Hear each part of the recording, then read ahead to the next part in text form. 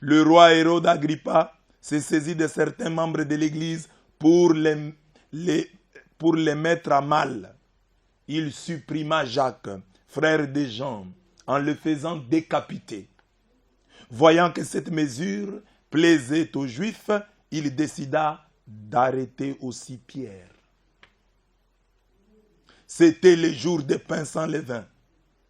Il le fit appréhender, emprisonner et placer sous la garde de 4 escouades de 4 soldats. Il voulait le faire comparaître devant le peuple après la Pâque. Tandis que Pierre était ainsi détenu dans la prison, l'Église priait pour lui avec insistance. Hérode allait le faire comparaître. Or, Pierre dormait cette nuit-là entre 2 soldats. Il était attaché avec 2 chaînes. Et des gardes étaient en faction devant la porte de la prison. Et voici que survint l'ange du Seigneur, et une lumière brilla dans la cellule. Il réveilla Pierre en le frappant au côté et dit, « Lève-toi, vite !» Les chaînes lui tombèrent des mains. Alors l'ange lui dit, « Mets ta ceinture et chausse tes sandales. » Ce que fit Pierre. L'ange ajouta, « Enveloppe-toi de ton manteau et suis-moi. » Pierre sortit derrière lui, mais il ne savait pas que tout ce qui arrivait grâce à l'ange était bien réel. Il pensait qu'il avait une vision. Passant devant un premier poste de garde, puis devant un second, ils arrivèrent au portail de fer donnant sur la ville. Celui-ci s'ouvrit tout seul devant eux. Une fois dehors, ils s'engagèrent dans une rue et aussitôt l'ange le quitta. Alors se reprenant, Pierre dit, « Vraiment, je me rends compte maintenant que le Seigneur a envoyé son ange et qu'il m'a arraché aux mains d'Hérode et à tous ceux qu'attendait le peuple juif. »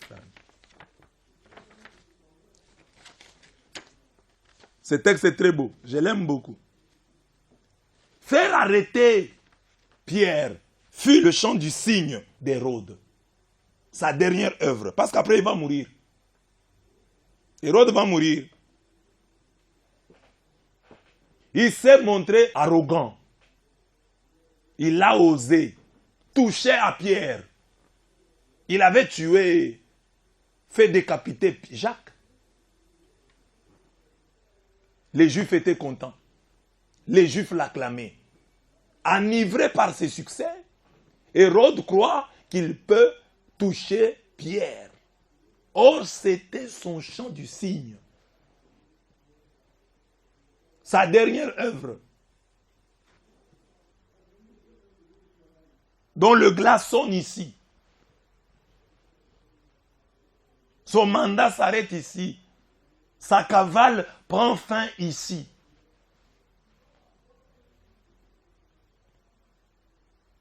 Il a touché à Pierre. Pierre n'est pas Jacques. Pierre, c'est Pierre et Jacques, c'est Jacques. Pierre a une promesse.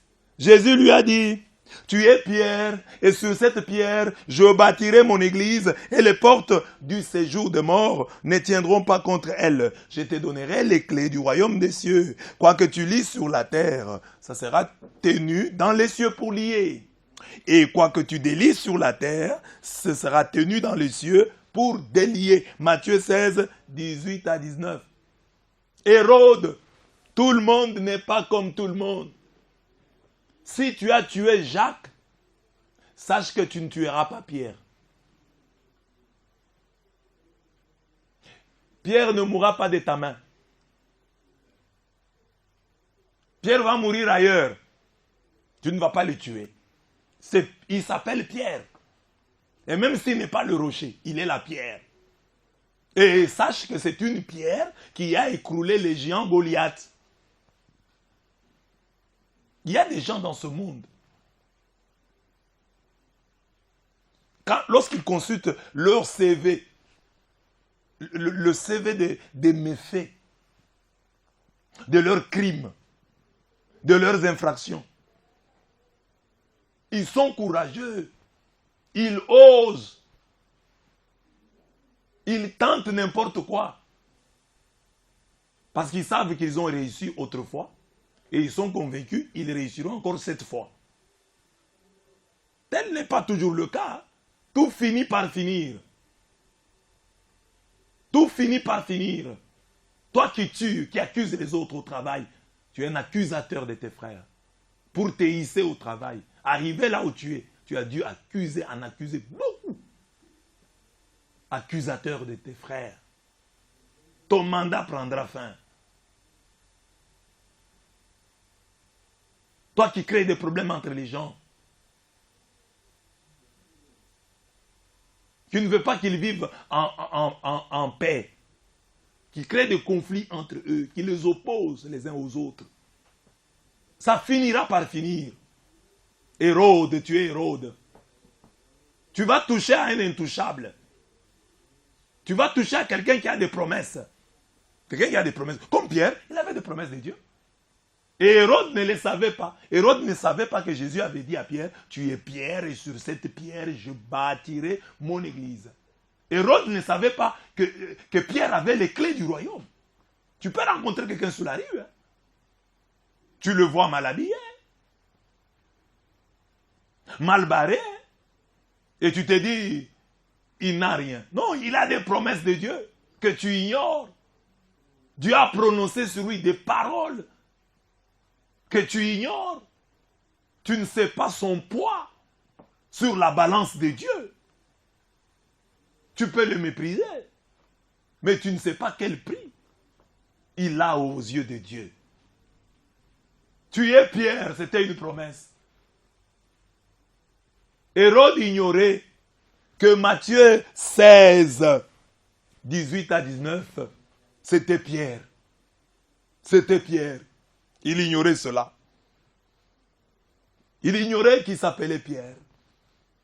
Et que la pierre, une pierre avait écroulé le géant Goliath. Hérode ignorait que Pierre avait derrière lui une église. Actes des apôtres 12, 6 dit, la prière de l'église s'est levée pour lui sans relâche. L'homme que tu combats là au travail, dans le ministère, tu ne sais pas l'armée qu'il a derrière lui. Des gens qui prient pour lui. Tu ne sais pas le nombre de veuves, le nombre d'orphelins qui sont à genoux, priant pour lui. Le monsieur que tu combats, tu ne connais pas combien de pasteurs, combien de prêtres, combien de religieuses prient pour lui. Tu ne sais pas. Et tu vas oser le combattre. Et tu vas oser le toucher. C'est ton chant du signe. Tu signes ton arrêt de mort. C'est ainsi que sonnera le glas pour toi. Tu vas mettre toi-même fin à ta carrière. Bien-aimés, dans la vie, cessons de combattre les gens. Nous ne connaissons personne. Ne nous fions pas aux apparences. Tu peux rencontrer quelqu'un, tu crois qu'il n'est rien. Il a des promesses de Dieu. Il est porteur de grandes promesses. Dieu a prononcé sur lui des oracles. Et Dieu est fidèle à sa parole. Et le combattre, c'est combattre Dieu. N'oubliez jamais le conseil de Gamaliel. Ne risquez pas de vous trouver en guerre contre Dieu. Et puis dans la vie, quand vous voyez, vous combattez quelqu'un, il ne fait que prospérer. Reculez. Vous combattez quelqu'un, vous n'arrivez pas. Vous ne réussissez pas. Reculez, craignez cet homme-là. Il y a des pierres encore sur notre terre. Nous fêtons aujourd'hui Saint-Pierre, mais sachons qu'il y a d'autres pierres qui existent. C'est peut-être l'homme-là, ton souffre-douleur. Celui que tu combats chaque jour. Celui que tu méprises. Celui qui, dans tes causeries, joue toujours le mauvais rôle. Dans tes films, il a toujours le mauvais rôle. C'est peut-être celui-là, Pierre. Mais tu ne le sais pas. Est-ce que tu connais son nom? Le nom que Jésus lui a donné.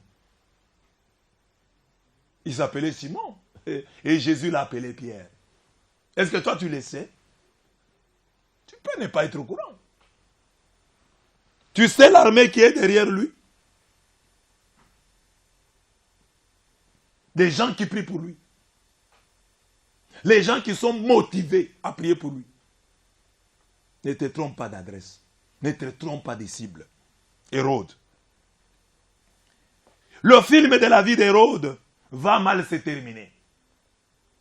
Il ignorait le Dieu de Pierre. La Bible dit, Actes des Apôtres 12, 21 à 23. Au jour fixé, Hérode, vêtu de ses habits royaux, prit place sur la tribune, et tandis qu'il les haranguait, le peuple s'est mis à crier. C'est un Dieu qui parle. Ce n'est pas un homme. Mais à l'instant même, l'ange du Seigneur le frappa parce qu'il n'avait pas rendu gloire à Dieu. Et rongé de vers, il rendit l'âme. Très beau texte. Rongé de vers, il faut quand même un certain temps. Quand quelqu'un meurt, pour qu'on voit des vers. Mais Hérode, lui, il meurt rongé de vers. Rongé de vers, il rendit l'âme. Normalement, c'est il rendit l'âme et fut rongé de vers. Mais lui, rongé de vers, il rendit l'âme. Ah bon? Donc il était déjà mort. Malgré toutes ces gesticulations. Il était en train d'agoniser, les gens ne savaient pas. Toutes ces gesticulations, c'était en fait de l'agonie. Et il ne le savait pas.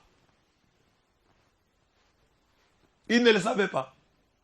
Et rongé de vers, il rendit l'âme. Donc il y a des gens qui sont des véritables cadavres ambulants. Les gens qui vous combattent, les héros de votre vie, qui n'aiment pas votre succès, qui n'aiment pas votre bonheur, qui n'aiment pas votre joie. Ne les craignez pas. Ils sont déjà rongés de vers.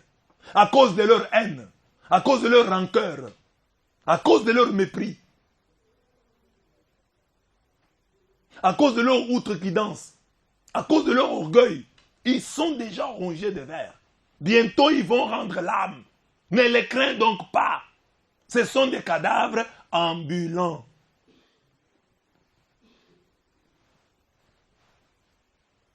Ne crains pas, ce sont des gesticulations. Des personnes agonisantes. Le chant du signe d'Hérode est un grand enseignement pour nous. J'ai parlé à Hérode et j'ai demandé, et je demande à tous ceux qui ont l'habitude de combattre les autres, quel que soit votre parti politique. C'est comme au Congo. Hein? Vous êtes un parti politique que vous avez géré pendant une vingtaine d'années. Et le temps est arrivé. Retirez-vous. Qu'est-ce qui ne se termine pas? Pour parler en lingala. Et là, on est ici là. C'est fini, c'est fini. C'est fini, c'est fini. Il faut apprendre à quitter les choses avant qu'elles ne vous quittent. Et à force de vouloir tout avoir, on risque de tout perdre. Il faut lire les signes des temps. Il faut être humble. C'est très important. Nous sommes des mortels. Ne l'oublions jamais. Pas seulement les politiciens, mais toi aussi. Dans la famille, tu n'aimes pas ta belle-sœur. Tu n'aimes pas ta belle-fille. Tu es aussi Hérode. Mais est-ce que tu connais les promesses que porte cette fille que tu n'aimes pas?